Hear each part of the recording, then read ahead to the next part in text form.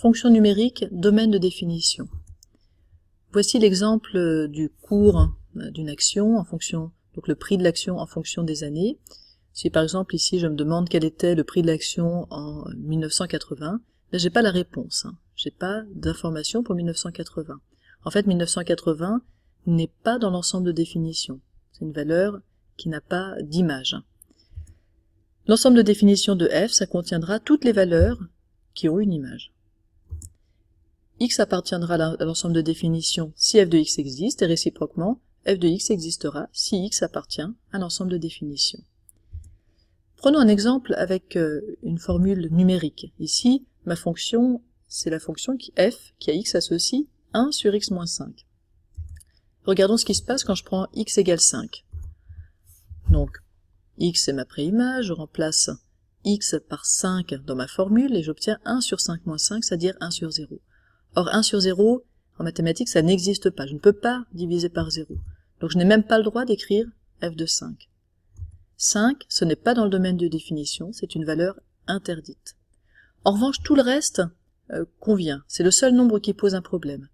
Donc pour ma fonction f, qui a x associé 1 sur x moins 5, je peux prendre tout ce que je veux. Mon domaine de définition, c'est tout, sauf 5. Vous voyez que ça s'écrit tout, c'est tous les nombres réels. Ici, on est toujours dans des fonctions réelles, sauf, c'est cet anti-slash comme ça, donc tout, sauf 5, et je mets 5 entre accolades pour dire que je représente le singleton 5. Pour trouver numériquement un domaine de définition, il faut connaître les trois fonctions de base qui peuvent poser des problèmes. Il y a la fonction kx associée 1 sur x, il faudra que x soit différent de 0. En fait, plus généralement, chaque fois que vous avez du x dans un dénominateur, vous devez vérifier que le dénominateur ne s'annule pas. L'autre fonction qui pose problème, c'est racine de x. Vous savez qu'on prend la racine carrée que de nombres positifs ou nuls. Donc chaque fois que vous aurez une racine carrée avec du x dedans, vous devrez vérifier que l'intérieur de la racine est positif ou nul.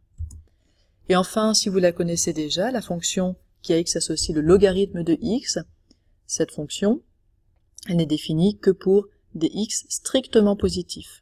Si vous avez un logarithme avec des x dedans, attention, vérifiez que l'intérieur du logarithme est bien strictement positif. Prenons un exemple un peu plus complexe. Ici, ma fonction h à x associe racine de 3 moins 2x plus 2 sur x plus 1. Alors je vois deux choses qui peuvent poser problème par rapport à ce que j'ai dit juste précédemment. J'ai une racine avec du x dedans, et j'ai un dénominateur avec du x.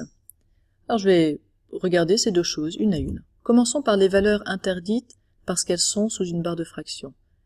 Ici, puisque j'ai du x plus 1 dans un dénominateur, sous une barre de fraction, je dois avoir x plus 1 différent de 0, c'est-à-dire x différent de moins 1.